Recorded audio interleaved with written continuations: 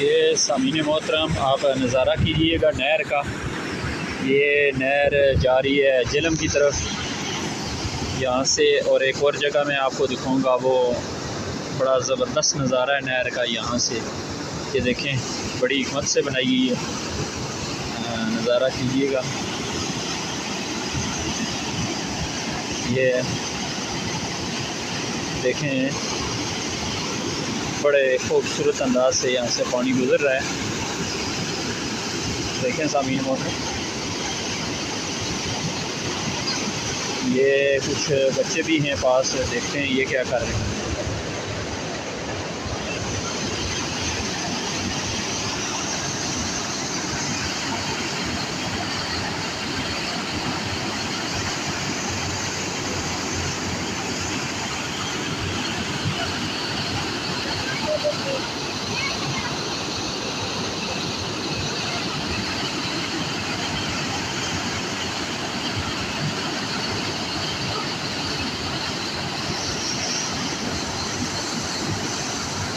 یہ سامعین محترم جو میں بات کر رہا تھا آپ سے، یہ جو میں نے پہلے دکھایا ہے وہ ایک سٹیپ تھا، یہ ایک دوسرا سٹیپ ہے.